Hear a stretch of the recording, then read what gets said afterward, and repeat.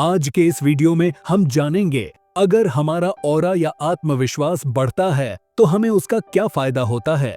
देखिए, अगर हमारा आत्मविश्वास बढ़ जाता है तो हमारे अंदर की इच्छा शक्ति बढ़ जाती है। हमारे अंदर से ऊर्जा उत्पन्न होती है जो हमसे कहती है कि यह रास्ता तुम्हारे लिए ही बना है, यह काम तुम्हारे लिए ही बना है, इसे तुम चुटकियों में कर सकते हो। और फिर यही बात हमारे सबकॉन्शियस माइंड में चली जाती है, यानी हमारे अचेतन मन में चली जाती है। और जब कोई भी बात हमारे अचेतन मन में चली जाती है तो फिर वह काम अपने आप होने लगता है।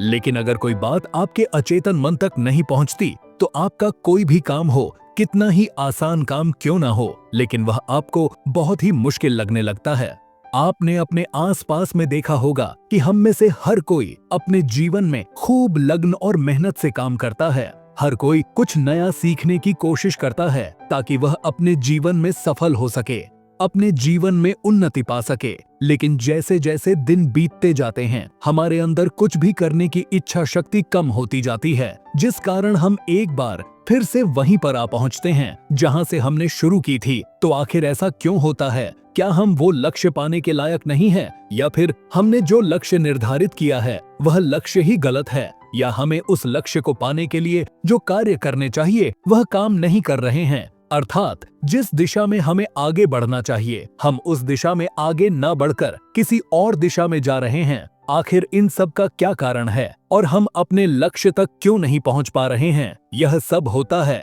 हमारे आत्मविश्वास से। आज की यह जो कहानी है, इस कहानी के माध्यम से हम यह समझ पाएंगे कि आखिर क्यों हम में से ज्यादातर लोग अपने लक्ष्य को पाने में असफल हो जाते हैं और केवल कुछ लोग ही अपने लक्ष्य को बड़ी ही सरलता के साथ पा लेते हैं। तो चलिए कहानी को शुरू करते हैं। एक समय की बात है, एक गुरु अपने शिष्यों के साथ एक आश्रम में रहा करते थे। उनके साथ उनके कई शिष्य भी वहां रहते थे और उन सभी शिष्यों में से एक शिष्य बहुत ही बुद्धिमान था जो बाकी शिष्यों से हमेशा आगे रहता था, और बाकी शिष्य भी उस होनहार शिष्य की तारीफ किया करते थे। वो उसके बारे में बातें किया करते थे। उन दिन उस आश्रम में एक नया शिष्य आया और वह भी बाकी शिष्यों की तरह ही धीरे धीरे ध्यान तीरंदाजी, तलवारबाजी और लेखन कला सीखने लगा। और ऐसे ही करीब 3 महीना बीत गए। 3 महीनों के बाद अचानक एक दिन वह गुरु अपने सभी शिष्यों से आकर कहते हैं कि अगले 3 दिनों के बाद आप सभी की लेखन कला और तीरंदाजी की प्रतियोगिता रखी गई है। इस प्रतियोगिता में जो भी सबसे अच्छा प्रदर्शन करेगा वही सबका नायक होगा और सबको उसका सम्मान करना होगा, सभी को उसके आदेश का पालन करना होगा। इतना कहकर वह गुरु वहां से चले गए। उस गुरु की यह बात सुनने के बाद सभी शिष्य अपनी अपनी तैयारी में जुट गए। हर कोई अपने आप को बेहतर दिखाना चाहता था, हर कोई एक दूसरे से बेहतर बनना चाहता था, हर कोई कड़ी मेहनत करने लगा था, लगातार प्रयास करने लगा था। और देखते ही देखते 3 दिन बीत गए। 3 दिनों के बाद जब परीक्षा हुई तो वह नया शिष्य जो अभी हाल ही में आश्रम में आया था वह उस पूरी परीक्षा में प्रथम आया था। उसकी लेखन कला बहुत ही सुंदर थी और तीरंदाजी में भी वह बहुत अच्छा था। बाकी सभी शिष्य उससे बहुत खुश हुए और सभी ने उसकी खूब तारीफ भी की। लेकिन नर्सिस की इस जीत को देखकर वह पुराना बुद्धिमान शिष्य ईर्ष्या में जलने लगा। उसके मन में शिकायतें पैदा होने लगीं और वह मन ही मन में यह सोचने लगा था कि यह गुरु बिना इस नसस पर कुछ ज्यादा ही ध्यान देते हैं, इसीलिए तो आज यह हम सबसे आगे निकल गया, वरना आज तो मैं इसे हरा ही दिया होता। और जैसा वह बुद्धिमान से सोच रहा था उसमें कोई गलत बात भी नहीं थी, क्योंकि वह गुरु न पर दूसरों से अधिक ध्यान देते थे, वह उसके साथ अधिक समय बिताते थे। और यह बात उस पुराने बुद्धिमान शिष्य को बिल्कुल भी अच्छी नहीं लग रही थी। वह मन ही मन में ईर्ष्या से जल रहा था। एक दिन जब वह गुरु अकेले बैठे ध्यान कर रहे थे तभी वह पुराना शिष्य उनके पास पहुंचा और उनसे कहने लगा कि हे गुरुवर, मैं आपके साथ कई सालों से हूँ, लेकिन उस नए लड़के को आपने हम सबसे ज्यादा सिखाया है। आप उसके साथ ज्यादा समय बिताते हैं और आपने उसे ऐसी ऐसी कलाएं सिखा दी हैं जिससे हम उसकी बराबरी तक नहीं कर पा रहे हैं। आखिर आपने ऐसा क्यों किया? मुझ में क्या कमी रह गई थी? वो गुरु उस शिष्य की सारी बातें ध्यानपूर्वक सुनी, लेकिन वह मौन रहे, उन्होंने कुछ भी नहीं कहा। एक बार फिर वह शिष्य उन गुरु से कहता है कि हे गुरुवर, आप मेरी बातों का जवाब क्यों नहीं दे रहे हैं? मुझे अपने सवालों के जवाब चाहिए। कृपया करके मुझे मेरे सवालों के जवाब दें। इस पर वह गुरु मुस्कुराते हुए अपने उस पुराने शिष्य से कहते हैं कि बच्चा, पहले एक कहानी सुनो और फिर अपने विवेक का इस्तेमाल करके मुझे तुम यह बताना कि कहाँ गलती हो रही थी आगे। गुरु कहानी सुनाते हुए कहते हैं कि गर्मियों के दिन थे और गर्मी भी अपनी चरम सीमा पर थी। एक यात्री शहर की ओर जा रहा था। धूप काफी तेज की थी और काफी गर्मी भी महसूस हो रही थी। काफी देर चलने के बाद उसे थकान होने लगी और तेज गर्मी के कारण अब उसका गला भी सूखने लगा था। उसे जोरों की प्यास लगने लगी थी, लेकिन आसपास कुछ भी नहीं था जहां से वह पानी पी सके। इसीलिए उसने थोड़ी सी और हिम्मत जुटाई। कुछ दूर आगे गया। कुछ कदम और आगे बढ़ते ही उसे एक कुआं मिला। कुएं को देखकर वह बहुत खुश हुआ। उसे लगने लगा कि अब वह यहाँ अपनी प्यास बुझा लेगा, लेकिन अब भी एक समस्या थी। कुएं से पानी निकालने के लिए वहां पर किसी प्रकार का कोई बर्तन नहीं था और ना ही कोई रस्सी थी। वो युवक वहीं पर कुछ देर के लिए इंतजार करने लगा। वह सोचने लगा कि जरूर कोई ना कोई यहाँ पर पानी भरने के लिए तो आता ही होगा, अन्यथा यह कुआं यहाँ पर नहीं होता। इसलिए यहीं पर कुछ देर इंतजार कर लेता हूँ। हो सकता है कि यहाँ पर कोई आए और जब वह आएगा तो मैं उससे थोड़ा सा पानी मांग कर पी लूंगा और अपनी प्यास बुझा लूंगा। लेकिन इन गर्मी के मौसम में, इतनी कड़ी धूप में वहां पर कोई नहीं आया। काफी देर इंतजार करने के बाद आखिर वो युवक निराश हो गया और निराश होकर आगे की ओर चल पड़ा। उसके शरीर में अब बिल्कुल भी जान नहीं बची थी, पर जैसे तैसे उसने हिम्मत जुटाकर आगे बढ़ता जा रहा था।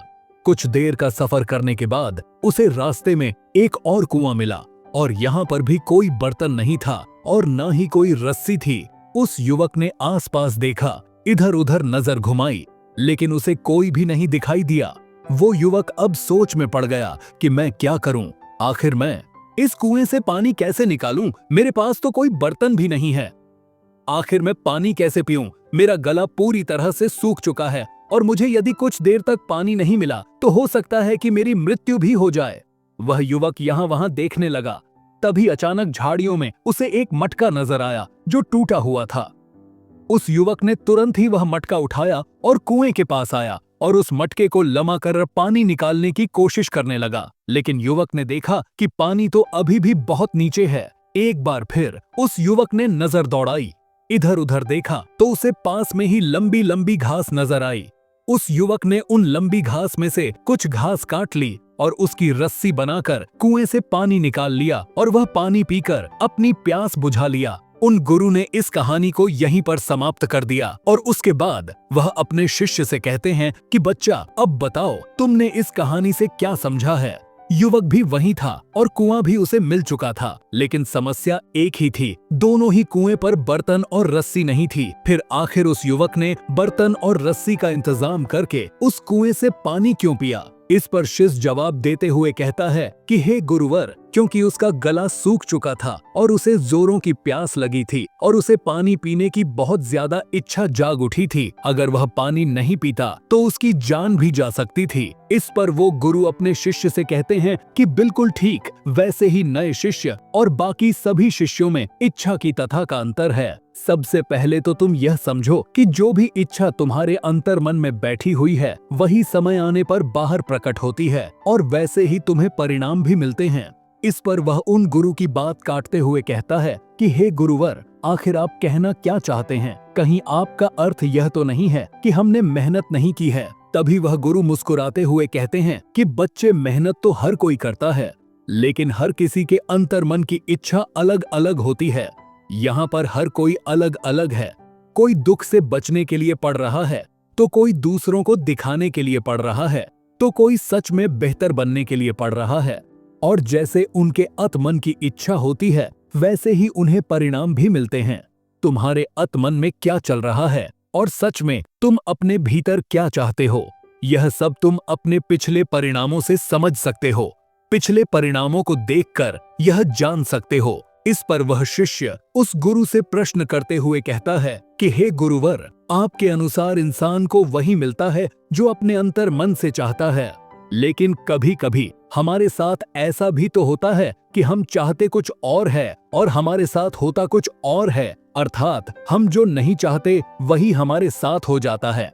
ऐसा क्यों होता है? उसके इस प्रश्न का जवाब देते हुए वह गुरु उससे कहते हैं कि बच्चे, ऐसा हमारे मन में बैठे हुए उन विपरीत इच्छाओं के कारण होता है, जिसमें कुछ इच्छाएं हमें एक अलग दिशा में ले जाती हैं और वहीं पर कुछ इच्छाएं हमें दूसरी ओर खींचती हैं, जिस कारण हमारा मन विचलित होने लगता है और हम यह समझ नहीं पाते कि अब हम क्या करें, हम किस तरफ जाएं, हम कौन सा निर्णय लें। और जब हम थक हार कर कोई निर्णय नहीं ले पाते तो हम वहीं के वहीं रह जाते हैं। एक तरफ तुम तीरंदाज बनना चाहते हो तो दूसरी तरफ तुम्हें लगता है कि इतनी अधिक मेहनत भला कौन करेगा, इससे अच्छा तो आराम है जिसमें आनंद आता है, सुख है। तो इसका अर्थ तो यही हुआ कि तुम भीतर से सुख चाहते हो, आराम चाहते हो, तो ऐसे में भला तुम एक सर्वश्रेष्ठ तीरंदाज कैसे बन सकते हो? और तीसरी तरफ तुम्हें एक जगह ध्यान लगाना भी कठिन लगता है। ऐसे में पहली इच्छा का प्रभाव दोनों इच्छाओं को खत्म कर देता है और यही कारण है कि तुम एक बुद्धिमान शिष्य होते हुए भी तुम चाहते हुए भी ज्यादा नहीं सीख पाते। तभी शिष्य उन गुरु से एक और प्रश्न करते हुए कहता है कि हे गुरुवर, आपने जो कुछ भी कहा है वह तो बिल्कुल सत्य है और मैं यह भी अच्छी तरह से समझ चुका हूँ कि अगर मुझे कुछ सीखना है तो मुझे अपने अंतर्मन में तृप्त इच्छा पैदा करनी होगी। लेकिन हम उसे भी तो पढ़ते हैं कि हमको वग विकसित करना चाहिए, एक भिक्षु को इच्छा रहित होना चाहिए। तो ऐसे में हम अपने आत्मन में तत् इच्छा कैसे पैदा करें? क्योंकि ये दोनों ही बातें अलग अलग हैं, दोनों ही बातें बिल्कुल विपरीत है। ऐसे में हम इच्छा और आनंद दोनों कैसे प्राप्त कर सकते हैं? गुरु मुस्कुराते हुए अपने उस शिष्य से कहते हैं कि बच्चे, जब तुम्हारे मन में कोई इच्छा नहीं होती तो मन का अस्तित्व शून्य हो जाता है और इस पल में आनंद आनंद हो जाता है। और यही वह पल है जब पूरी कायनात तुम्हारे पीछे चलती है। लेकिन हर कोई आनंद की इस स्थिति तक पहुंच नहीं पाता, यह हर किसी के लिए संभव नहीं होता।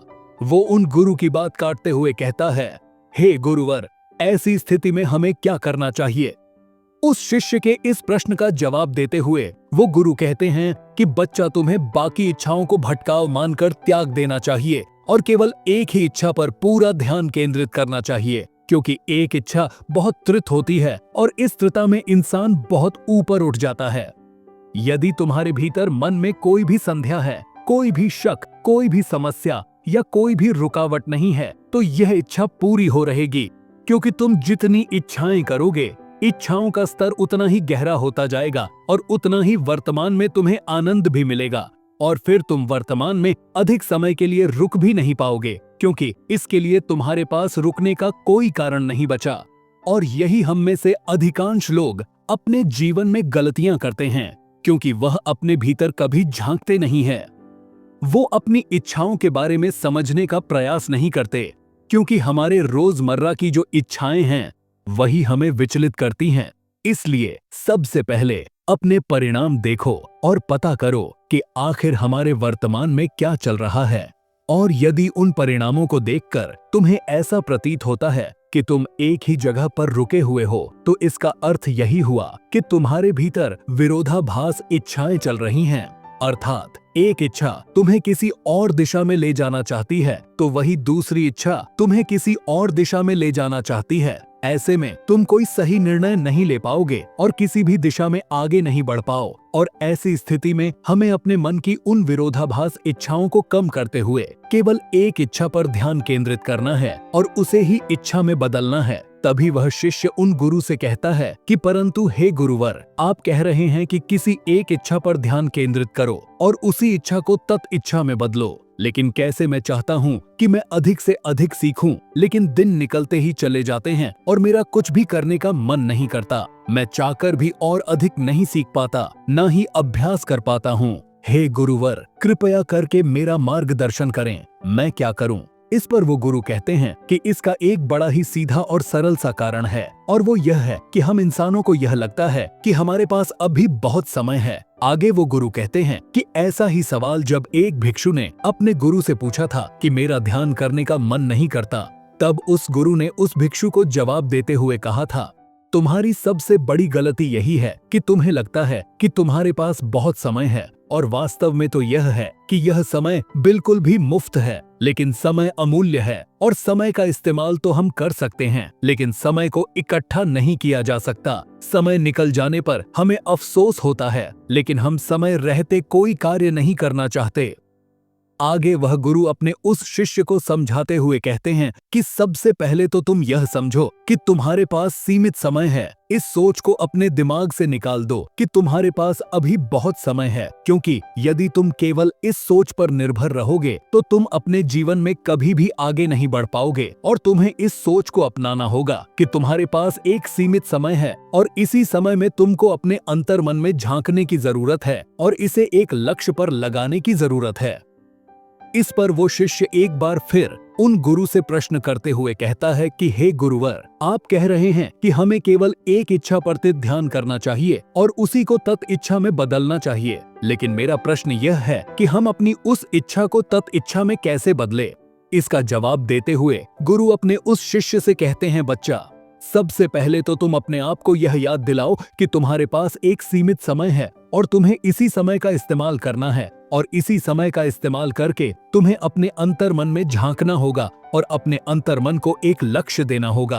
और यदि इस दौरान अगर तुम्हारे मन में ऐसे विचार आए जैसे कि मैं कल कर लूंगा, अभी तो मेरे पास बहुत समय है, तो तुरंत ही सावधान हो जाओ, क्योंकि अंतर्मन में विचार कुछ और है जो तुम्हें वह कार्य करने से रोक रहे हैं जो तुम्हारे कार्य में बाधा डाल रहे हैं। और ऐसे इसलिए हो पाता है क्योंकि हम उन्हीं आदतों के गुलाम हो चुके हैं। इसलिए इस दौरान सबसे पहले शांत होकर बैठ जाओ और फिर आंखें बंद करके अपने लक्ष्य का चित्र देखो और अब खुद को इस लक्ष्य को पूरा करते हुए देखो कि किस तरह से बिना रुकावट के तुमने बड़ी सरलता और सहजता से अपने लक्ष्य को पूरा किया है। महसूस करो कि तुम इस लक्ष्य के साथ एक हो चुके हो। इसके लिए धन्यवाद महसूस करो और देखो कि इस लक्ष्य के अलावा बाकी सारी इच्छाएं तुम्हारे जीवन में धुंधली सी हो गई हैं और देखते ही देखते वह तुम्हारे अंतर्मन में कहीं खो रही है।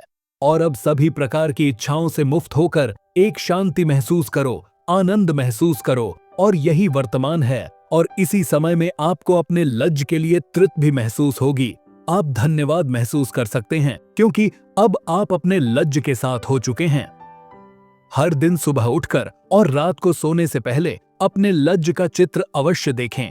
उस चित्र में यह देखें कि किस तरह से आप अपने लक्ष्य को बड़ी आसानी और सरलता से प्राप्त कर लिए हैं और आप बहुत खुश हैं। यह महसूस करो और चित्र देखने के बाद 5 मिनट तक शांत होकर बैठ जाओ। इस तरह से तुम अपने मन में तृत इच्छा पैदा कर पाओगे और उस तृत इच्छा के प्रति तुम हमेशा अपने तट पर रह पाओगे। और इतने सहज तरीका होने के बाद भी लोग इन कामों को टालते रहते हैं क्योंकि उन्हें लगता है कि उनके पास अभी बहुत समय है और यही एक सोच उन्हें अपने लक्ष्य तक कभी पहुंचने नहीं देती। वह उन्हें कभी भी आगे नहीं बढ़ने देती। हम सबकी सबसे बड़ी गलती यही है कि हमें यह लगता है कि हमारे पास बहुत समय है, लेकिन इस भाग दौड़ भरे जीवन में आपको पता भी नहीं चलेगा कि सभी अवसर आपके हाथों से कब निकल गए। आगे वह शिष्य उन गुरु से एक और प्रश्न करते हुए कहता है कि हे गुरुवर, मैं यह तो अच्छी तरह से समझ गया कि मैं अपने अत मन में एक तृत इच्छा कैसे पैदा करूं, लेकिन अब भी मेरे मन में दोस्तों यह ऑडियो लर्निंग आप लोगों को कैसी, हमें कमेंट करके जरूर बताएं। अगर आप ऐसी और ऑडियो लर्निंग चाहते हैं तो वीडियो को लाइक और चैनल को सब्सक्राइब जरूर करें, क्योंकि आपका सपोर्ट होगा तो और भी बेहतर कंटेंट आएगा।